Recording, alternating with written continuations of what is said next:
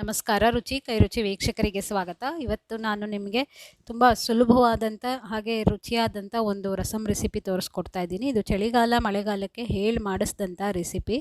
ತುಂಬಾ ರುಚಿಯಾಗಿರುತ್ತೆ. ತುಂಬ ಬೇಗ ಮನೇಲಿರೋ ಇಂಗ್ರೀಡಿಯೆಂಟ್ಸಲ್ಲಿ ಮಾಡ್ಕೊಳ್ಳೋ ಅಂಥ ಸಾರಿದು.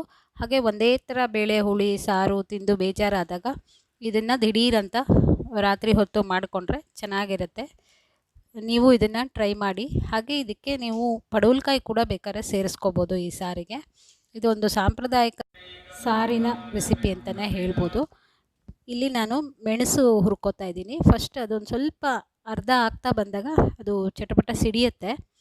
ಅದು ಅರ್ಧ ಆಗಿದೆ ಅಂದಾಗ ಅದಕ್ಕೆ ಉದ್ದಿನಬೇಳೆ ಹಾಗೆ ಹಿಂಗು ಫ್ಲೇವರ್ಗೆ ಮತ್ತು ಒಣಕೊಬ್ಬರಿ ಇದಿಷ್ಟೇ ಸಾಮಾನು.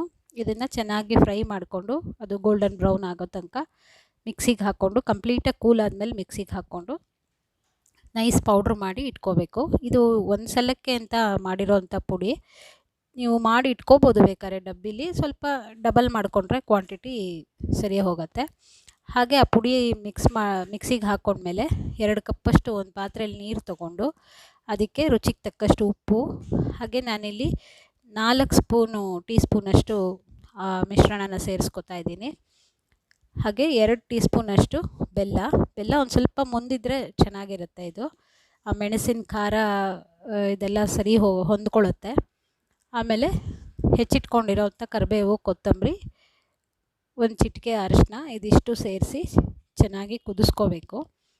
ಅದು ಕುದೀತಾ ಬಂದಾಗ ಇದಕ್ಕೆ 1 ಕಪ್ಪು ಸಾಕಾಗತ್ತೆ. ಬಟ್ ನಾನಿಲ್ಲಿ 1 ಕಪ್ಪಷ್ಟು ಹಾಲು ಸೇರಿಸ್ಕೊತಾ ಇದ್ದೀನಿ. ಕಾಯಿಸಿರೋ ಅಂಥ ಹಾಲು ಅದನ್ನು ಸೇರಿಸಿ ಚೆನ್ನಾಗಿ ಕುದಿಸಿ ಇದಕ್ಕೆ ಒಗ್ಗರಣೆ ಹಾಕ್ಕೊಂಡ್ರೆ ಹಾಲು ಮೆಣಸಿನ ಸಾರು ರೆಡಿ ಆಯಿತು.